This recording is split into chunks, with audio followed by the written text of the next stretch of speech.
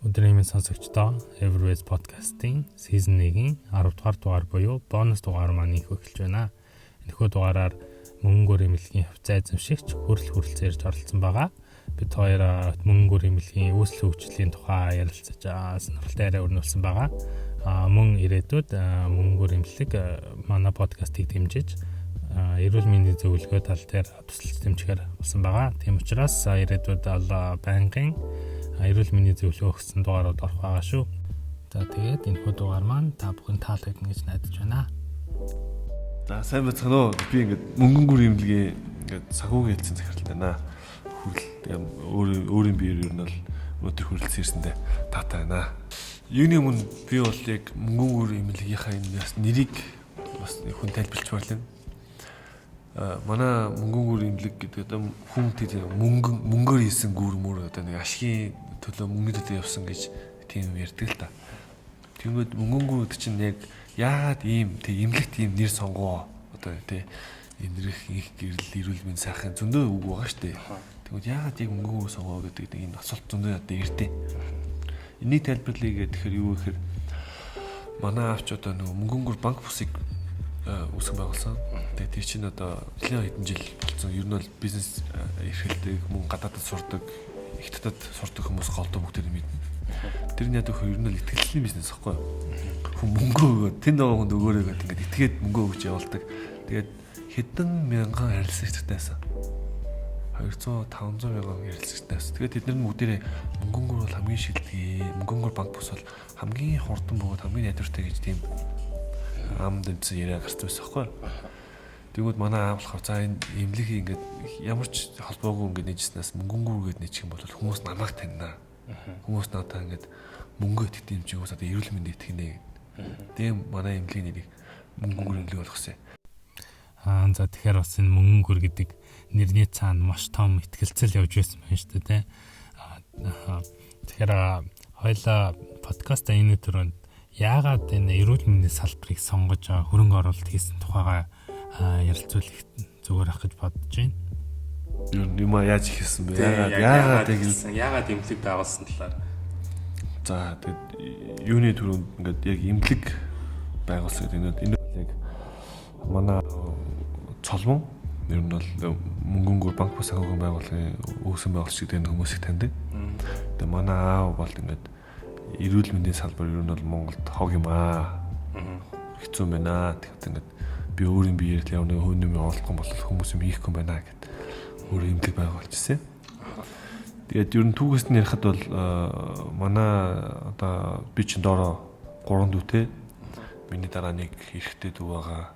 Нэг охин дүү тэгээд нэг эрэгтэй дүү байгаа. Тэгээд яг охин дүү ингээд имлэгт төрж явахт яг тэр жилд нь амар их ачаалттай байсан юм шиг лээ. Тэгээ төрхөөр дүүрэн нэг шалаар нэг гэдэг шиг хүмүүс имлэгт твтцэн. Тэгээд нэг коридор мөрдөрт дормор цацсан. Тэгээд баг л нэг шалан дээр төрхөн гаагүй тийм байсан байлээ.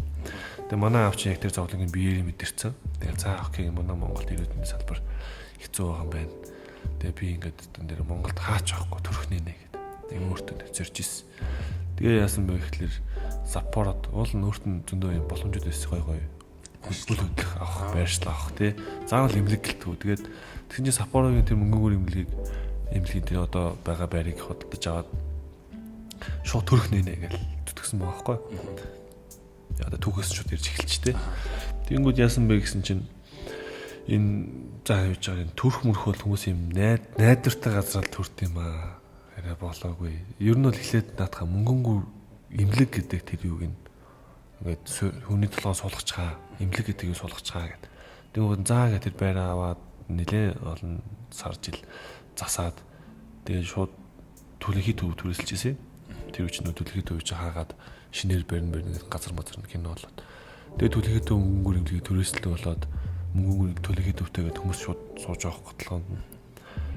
Тэгээд имлэгийн нөгөө нүр царай яг ингээд хүмүүсийн толгойд ийм имлэг байдаг ингээд хажуугаар нь мэдээж гэмтэл нөгөөний дотор мэдрэлийн насаг үеимшний юм уу гэдэг ингээд түрээсийн байгууллага амар их байсан. Тэгээ ингээд тийм урсгал ингээд үүсээд гайгүй болонгууд нь 2013 онд гэрээ байгуулагдаад 14 онд онцгой төвөн баригдчихсэн. Тэгээд 14-өөс хойш бүх туристчдыг гаргаад өөрсдөө имлэгээ тусгай зөвшөөрөл аваад имлэгээ байгуулад тэгэл нэг мөнгөнгөр имлэг гэж яг 2015 оны 2 сарын 14-нд яг имлэг цогцороор нэгдэжсэн. Тэгэхээр одоогоос 5 жилийн өмнө нэгдэжсэн байх нь шүү дээ. Одоо 2020 он чинь одоо манай 5 жилийн байна шүү дээ. Сая Валентины баяраар Валентинаас гадна манайх чинь коронавирус гээд нэг цомхон нэг жижиг арган юу лээ юм зөхөө байгаа л тэ хүмүүс цуглаад хөөрх юм болсон. Тэгээ тийм дотор нэг 17 ажилчид байсан уу? 17 ажилчид байгаад тэгээд бүхэл бүтэн 5 жил ажилласан гээд тэр нэг 17 ажилч наамгтын Nike пүүз шагнаа те нөгөө эрүүл мэндийн алхах гişиг хөдөлгөөн сайтай гээд Nike пүүзээр шагнасан бодолк шагнаад тэгээд дараа нь тэднэртээ бас дараа нөгөө нэг хөнгөлтөө үйлчлэг эрүүл мэндийн өөрсдөд нь бэлэглэнэ гэдэг тийм юм ярилцчихсэн. Тэгэж одоо саяхан шүү дээ. Тэгэхээр энэ 17 он бол анх даалгад нь л хамт байсан хүмүүс юм байна те. Тий 15 онд анх байгууллагад нь л хамт байсан хүмүүс өдийг хүртэл зүтгээд анх чинь мөнгөнгөр эмнэлэг чинь дөнгөж 36 ажилтнтай. Тэгэл 14 оны яг нэг онцгой төглөө нэгцэн. Онцгой төч нөгөө City, Imrai тэгээд Angiograph гэдэг ийм төхөөрөмж чинь Монголд байдгүй. Тэгээд нэг аппарат ноочр мараг 2-7 хоногийн дараа очирдээс аахгүй ер нь бол тэр үедээ. Тэгээд за окей хүмүүст юм хэрэгтэй юм ийгээд нөө шаастины 3 дахь эмнэлэгтэй байх чи ойрхон штэ. Тэгээд за эднийхээс ус хүмүүс ирэх юм байна. Хэрэгтэй юм бүтээн байгуулчих. Тэгээд хажуугаар нь бас ингээд эмнэлэгтэй бас хэрэгтэй гээд эдгүүд хэрэгтэй гээд. Тэгээ 14 оны 11 сар 14-нд бид нар чинь онцлогооны төвийг нээлтийг хийчээд 15 оны 2 сарын 14-нд бүтэн эмнэлгийнхаа нээлт нь болчихсон байхгүй. Тэгэхэд эмнэлгийнхаа нээлт гэж байж хаад бид нар чинь дөнгөж 36 ажилтнтай тэр том эмнэлгийг дүүргэсэн тэр хүмүүс нь тий. Тэгэл миний толгонд чинь за даа ингээл 36 ажилтнтай эмнэлэг болчдөг юм байна. Тэгээ цаашаа явах юм ингээл бодож ирсэн чинь 5 жилийн дараа 2020 оны 2 сарын 14 гэсэн чинь манай эмнэлэгч одоо бараг 185 ажилтнтай бас декрет авсан 10 хэд ингээд нийтдээ одоо манайх мөнгөнгөрийн далбаандор 200-аад ажилтнтай болчихсон л да. Тийм ээ те.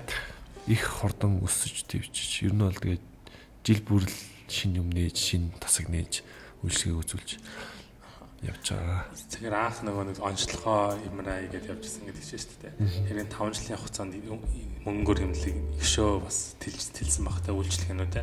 Би сүүл сонсоход нэг сэргэн засварлага. Тий. Эхэлж байгаа гэдэг чийсэн те. Тий. Ер нь бол нэг хүмүүсийн ойлголтон дээр яадаг гэхээр одоо энэ сэргэн засах гэдэг юм бол мэддэггүй. Тэгээ бодит байдал дээр яадаг гэхээр Япон, Солонгос одоо энэ хөгжингөө орнууд чинь сэргэн засах бол хамгийн чухал юм байна гэд. Америк чинь одоо сэргэн засах төв чинь хамгийн үнэтэй шүү дээ бараг л. Ямар ч засгаас үнэтэй. Тэгээ тэнцэн голд нөгөө нэг цэргийн ветеринарууд нөгөө нэг бэртлэг юмлах хүмүүс явдаг амар үнэтэй. Тэгэл үр дүнчгт амар сайтай байдаг.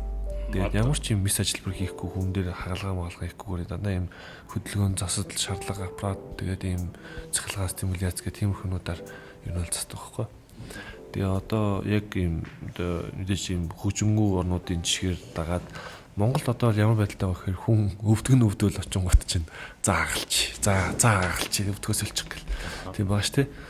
Тэнгүү чинь одоо манайх ийм Бусааны Хэдон эмнэлэгтэй хамтраад мөнгөнгөр эмнэлэг ийм сэргэн засах төв нэгж 2020 оны 2 сарын 14-нд нэгстэй байсан чинь бас нөгөө нэг коронавирус гээд бид нар бүгдийг хойшлуулсан. Гэтэ ер нь бол одоо үйл ажиллагаа явагдаад асуудал явж байгаа. Солонгосчууд нь биднэрт ингээд таваа төхөөрөмж юм гараад тусалцаа үзүүлээд бас нөгөө туршлага яагаад одоо 2020 онд манайх нэг 2-3 үнэ явуулж сургалтанд явуулах хэрэгтэй байгаа. Тийш очиж. Тэгээ Монголд хаач байхгүй нэг тийм сэргэн засах төв нээж. Тэр нь өөрөө яадаг вэ гэхээр мис засал яг хүнийг хаглах тэгээд яг эрүүл хүн хоёрын яг голдох зайг барьдаг байхгүй.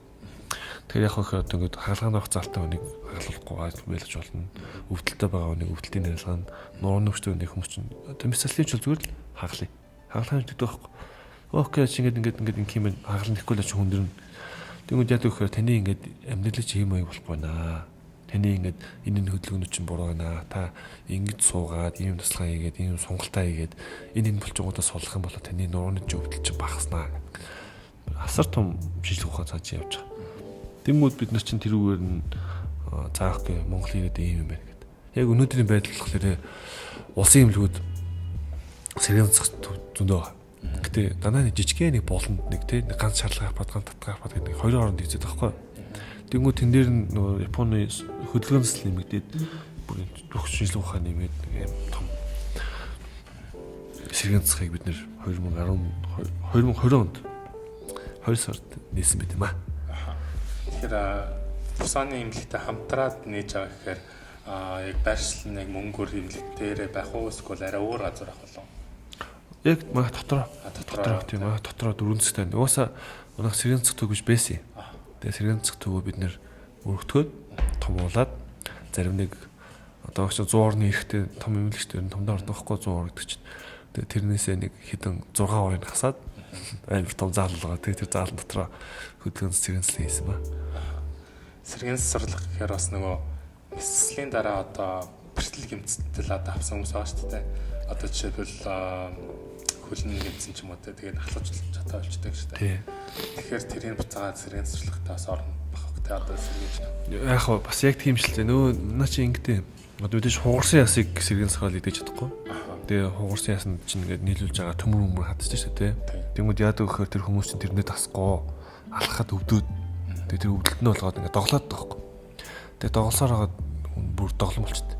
Тэнгүүд яадаг гэхээр түүхний булчин нурууны булчин чангаар зинграад яалтч хүндээ бүр ингээд сүлдээ өвдөг нагалгаа хэлсэн юм чинь нурууны өвчтэй болчихдог байхгүй.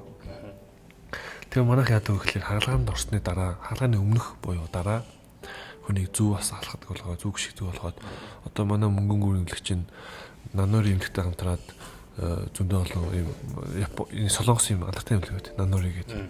Тэр хүмүүсээ шууд сонсоод мэднэ. Тэгээд хаалгаанд ороосон хүмүүсээ шууд нэг цэргийн цатаа дагуулж яваад тэрний дэгрээд тэгээд шууд жирийн шалтгаан болно гэсэн үг байхгүй. Тэрний тэгээд одоо үе солиод өвдгөн төмрөн болцсон байж болно тий. Тэнгүүд нөгөө түнхэн өвдөг хүмүүсийн түнхийн тастаж аваад төмрөн толгой игээд өвдөлт нас байхгүй болчихно. Тэгээ нурууны хүмүүс ч гэсэн бас нурууны хаалгаж ирсэн гэдэг юм эвх очдог байхгүй. Тэгвэл нурууны хаалгаа хийснийхэн дараа өвдөлтийн багасгаад хурдан хөлд оруулаад хөлд орсны дараа сунгалтын хамт хийгээд цэцлэн зааж өгөөд тийм үдэг бол их асуудалтай сайн.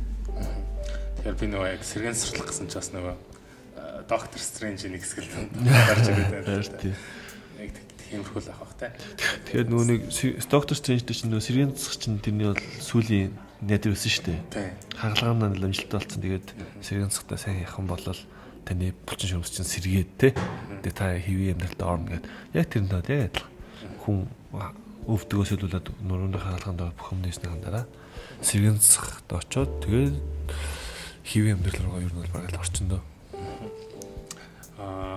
Маань найз бас одоо их залуу хөхт одоо 20 дөнгөж гараа явж байгаа мөртлөө одоо буруу алхалтаас болоод нурууныхаа нөгөө диск нь алга болсон байна гэж хэлсэн байна.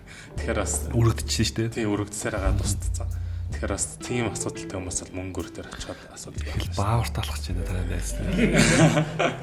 Бааварт. Би чинь бас яг тийм байсан байхгүй. Одоо миний баруун хөл жоохон гадагшаа гişгээтэй. Тэгээд мэдхгүй явж исэн чинь тэр нь цаашаага түнх рүүгээ ороод нурууны булчин зангирчсан байлээ. Тэгсээр хаад нуруу өвдөлчтэй. Тэгээ ингээд нуруу өвдөхгүй хүн чинь тэгэл нөгөө нэг хар цай тавиад халуун усан нэвтэр болждаг гэж боддог байхгүй. Тэнгүүд бодит байдал нөгөө нэг гол голомт нь байгаад байдаг. Миний алхаа гişиг буруугаар яваад байдаг. Та найз ч адилхан шүү дээ. Буруу яваад гэж байгаа тэр нь сүлдээ нурууны өвддөг болол нурууны өвдөл диск гэж байгаа хагалгаа гэл хагалгааны юм хараад шууд тэгнэ. Яа чи сайхан хаглаад ингээд чи зүгээр болчихно гэж байгаа. Тэр нь яадаг вэ гэхээр тэр хүн чинь хагалгаасныхаа дараа зүгээр явж байгаа л 5 жилийн дараа дахиад буруулчихна. Дахиад буруулалтаа дахиад өөр нэг диск нь өвдөх байхгүй. Тэгэхээр яах ёстой вэ гэхээр яг зарчмын үед болохоор гол голомтын байхгүй болгоод сэргийн засгаар яваад алхаа гişиг зүг болгох ёстой байхгүй. Тэрийг бид нэр хийж байгаа. Сая бас нөгөө мөнгөнгөөрөөс хайртай үнэ халамжлъя гэдэг. Тэр нь яасан бэ гэхлээр одоо манайх чинь яг Монгол хүний төлөө гэдэг энэ нэг имижэнд ороос амар их аян зохион болдог байхгүй. Тэгээ заах гээ одоо манай саяхан бол 19 онд чинь нэг элгэний БЦ вирус амар их модонд орлоо штэ. Тэнгүүд нь заах гээ бид нэр энэ С вирусыг тестерээр авъя, эмчт үзүүлье. Тэгээ ингээд хүний төлөө ингээд яваад нурууны онцлогоо сая 19 оны ихэр бид нар имра бол ер нь бол имра гэж нэг төхөөрөмж өгдөө. Шинжилгээ өгдөө. Тэр нь болохоор өөрөө 300 сая төгрөг нэг хүн нэг цаг болдог. өдөрт 24 хүнээс дээш авч чадахгүй. Гэхдээ тэр нэрвээ 24 цаг ажиллаж байгаа тохиолдолд 24 аав. Тэгээд яасан бэ гэхлээр манайх ингээл хүний төлөө БЦ вирус ингэж байна. За окей ингээд хүмүүс ингээд өвчлөл зовлон юм байна. Одоо дотрын өвчлөлтөө хүмүүсийг үзье.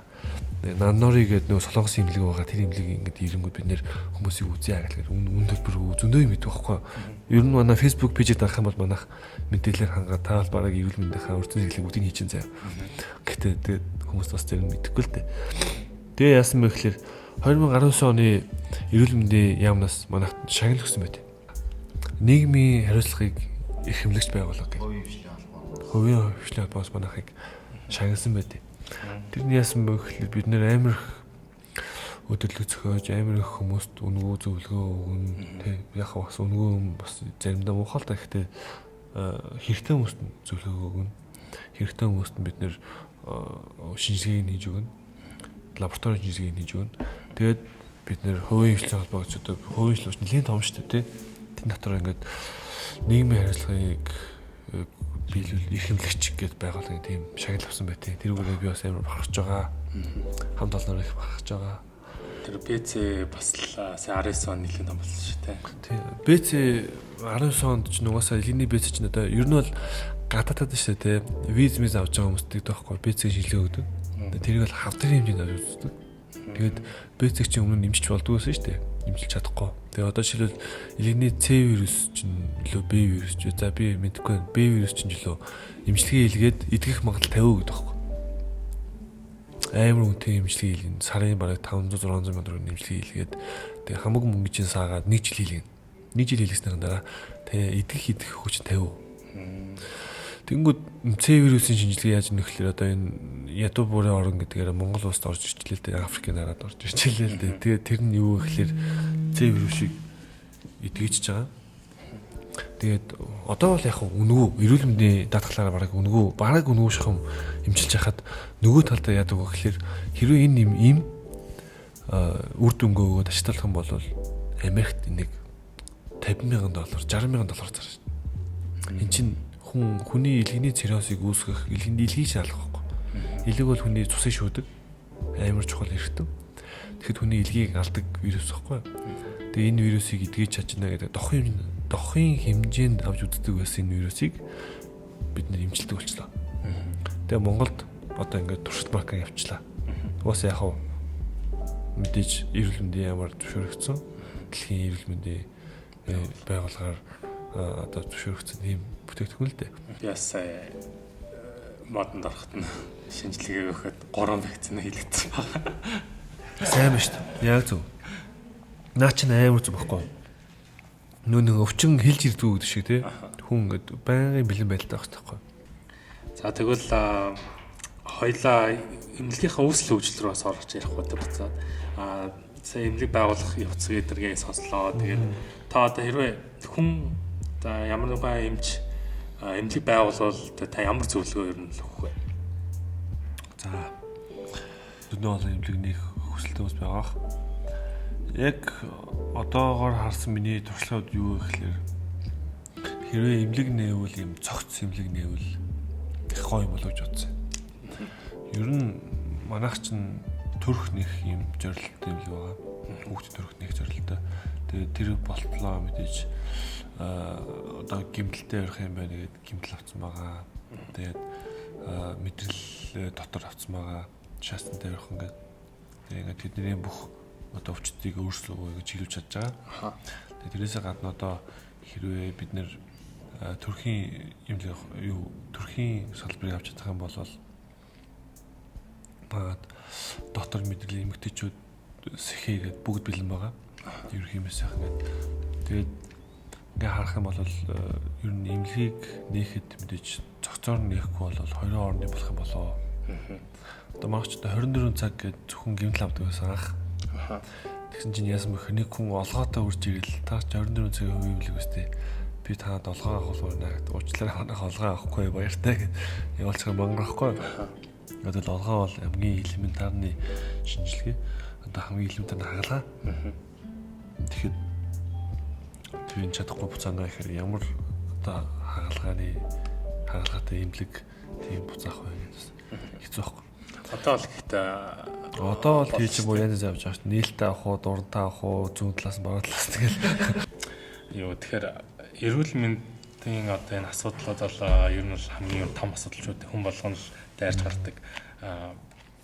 Та тэгвэл залуу үедээ ер нь юу гэж зөвлөх вэ? Одоо дөнгөж 20 гарч байгаа эсвэл өсвөрийн цэцэл гарч байгаа. Одоо ийм үеийнхэн чинь имлэг рүү очих хүсэл дуусах байдгүй бүр биеийн өвдөд ухаалтчааг бол ер нь очдөг шүү дээ. Тийм шүү дээ. Одоо монголчин яг тийм одоо 9 сурталчлаад байгаа байхгүй юу? Хар цагаар ингэж одоо хоньны өөх хийчих сэнсэн домнууд зөндөө байдаг. Тэгмэд бодит байдал дээр яаж нэг гэхээр мэдээж одоо би ч бас өөрөө танаад нөгөө 20 дэж орчод байгаа л да. Уулна. 20 дотор яваад арай 30 хүрч байгаа. Тэгээд миний мэдсэн юм юу гэхээр өртсөн сэргийлэх хамгийн чухал. Хүн хэрвээ өртсөн сэргийлэхээр явдаг байсан бол хавдрыг эрт үед нь онцлоод эрт үед нь нэмжлэхэд хамаагүй хямдхан тусна. Хүнд үедээ хэцүү, амь нас ирсэн аюултай зүйлүүд болохоос ихэндээ бол эрт үед нь онцлж чадах юм бол ямар ч зүйл. Тэгээ одоо хэлэхэ бактери тэрний хотодны шарх ус хотодны хавдар БЦ вирус байна. Тэгээд одоо амьдралын эрүүл тогтолцоо хөдлөн хязгаар гэдэг шиг тэрнтэй л хүмүүс одоо амар баг хөдөлж байна. Буруу сууж, машиныхаа ард амар их буруу сууж, буруу хэлбэртэй байдалтай олон их цагийг өнгөрөөж, тэрнтэй адилхан нуруу нүвтэн, үе мөчн нүвтэн хөдөлгөөнөө одоо хийгээ тэ таслаа хийгээд эрүүл амьдралын юугаар амьдрах юм бол их олон өвчнийг өртсөн сэргийлж болд юм билээ. Бид тэрийг мэдэхгүй. Одоо бидний ойлголттой бол юу гэхээр хүн нэг им уугаал бүх юм зүгээр хэсгээд ойлголттой байна шүү дээ. Үгүй одоо нэг хүн өвчнөсөд им уулаа гэхэд тэрийг 90% идгээд юм аа. 90% идгэлээ гэхэд хажуугаар нь бас бусад эртүүд нь гэмтдэг юм аа. Одоо хүн хотоод гэхэд хотоодны им уулаа гэхэд илэг юм уу бөөр нь гэмтдэг. Тийм үе байгаа. Эсвэл ямар нэг хагалгаанд орлоо гэхэд мэдээж наркознд ороод хол муу их юм байхгүй. Тэгээд нуруу нуусны хаалганд орлоо гэхэд тэр нь дахих асуудалтай. Тэгээд сэргийн цахаар явах гэдэг. Залуу хүмүүсийн ер нь бол миний зөвлөх юм юу гэхээр эрүүл мэндийн боловсролоо сайн дэмжиж эрүүл мэнд гэж юу юм бэ? Өртсөн сэргийлэх байдал гэж яг юу юм бэ? Би яг яаж өртсөн сэргийлэх юм бэ? Одоо нэг шарсан хуурсан амтай мэдлээ гэдэг нөгөө талдаа ямар эрсдэл үрж байгаа. Зөндөө юм байдаг. Тэгээ ингээд энийг зах зугаас судлаач жоохон толгойнхоо болон хийжээсэй. Хэрвээ ямар нэг асуудал гарах юм бол мөнгө хүрдэж чандараа. Тэр бэлэн шүү. Сонирхолтой л гэх юм уу да. Манай авч өөрөө даралт ихтэй хүн байсан байлээ. Тэр өөрөө мэддэг хэдэн жил явцсан. Амар ууртаа пүф гэж уурлах хүмүүсийг загнаал бараг өшөлхийн гаргадаг гэсэн. Тэгэл амар ууртаа загнадаг. Тэгсэн чинь өөрөө даралт ихтэй бол дараад тэр өөрөө мэдхгүй. Тэгээ яасан бэ гэхээр эмнэлэг дотор явж байгаад зүгээр томд хөөмжөө турч үзэж байгаад үзэн чинь даралт ихтэй гараад тэгээ юу илээ гэсэн чинь зүрхний хэмнэлтэд ирээд тэр баа. Тэгээ эмчилгээ хийлгээд шинжилгээ ороод тэгээд яг одоо манай бол бурхан болцсон гэхдээ магадгүй энэ эмнэлгийг байгуулсныхаа ачаар өөрт нь хэдэн сар хэдэн жил нэмснийг мэдэхгүй шүү дээ. Тэгсэн баг гэж чинь тэгээ тэрний гадуугаар хажуугаар нь өөрөө байхад амьд байхад одоо манай эмээг өөрийнхөө ээжийг үзүүлсэн. Тэгээ шинжилгээнд нь ороод манай эмээ хавдартай бол дараад бас нэг юм сонин явдал та. Тэгээ шинжилгээнд нь ороод хавдрыг эртүүд нь уншлаад хагалж авч исэн. Илгэний хавдартай 2 дахь удаа гашдаг бүр. Тэгэхэд ингээд хаглаад эрүүл мэндээр амнасаа аваад гарсан. Тэр чинь илэгчээ өөрөө юу гэхээр юм дүлийн ихт юм байл та. Ямар нэг өвдөлт, ямар нэг юм ургаж байгааг мэдэхгүй байдаг. Тэгсэн чинь азар шинжилгээг тэр нэрт хэлэрсэн байдээ. Тэгээ манай ээж бас байна. Одоо манай аав их тэр миний ээж те. Яасан бэ гэхээр бас нэг шинжилгээг явуулсан чинь хоргоо хавдар илрээд хоргоо хавдраа эртүүд нь аагалж исэн. Бас зүсний хатанд орж исэн. Тэгээд манай ээж гэлтүү, манай хамаатан цаатаа, манай найзууд ч бүгдээрээ бэртэл гимтэл бүгдээрээ л хурж ирэл бүгдээрээ л найдвартай хүмүүсийн гараар ороод ингэж гарч байгаа. Тэгээд яг ингээд энэ бүгдийг бодхолоор эрүүл Монгол нэрийн эх орны баялаг гэдэг яг энтэй амар хувилдаж байгаа. Одоо манай найзуудыг гэр бүлийг хамаатан садан аав ээж ах дүүсгээ бүгдийг эрүүл болгоод гаргач тий. Тэгэл ингээд хүн одоо би ч бас өөрөө болон санхүүгийн хэлсэн захирал бас нэг хажуугаар нэг компаниг гүйцэтгэх захирлаа төвцөө зөвчөр явж байгаа шүү дээ тий. Тэнгүүд таньдаг бүх хүмүүсээгаа ингээл өвчин эренгууд л наа чи ингэсэн байна энийг үзүүлэх гэдэг яг байдаг байхгүй. За чи витамин D үзүүл гэдэг юм Монгол хүний 95% витамин D хомсдлоо гардаг. Миний бас арай хомсдлоо гардаг. Тэгээд бүгдээрээ тэгээд нөгөө хөдөлгөөн цосл масл дээр муу асуудалтай гардаг. Тэгээд энэ ч хөдөлгөөнгөд энэ чи хөдөлгөөн таталтай байна, нуруучин өвдөх шинжтэй байна. Нуруучин өвж байгаа шалтгаан зүгээр л булчингийн чангарал байна тий.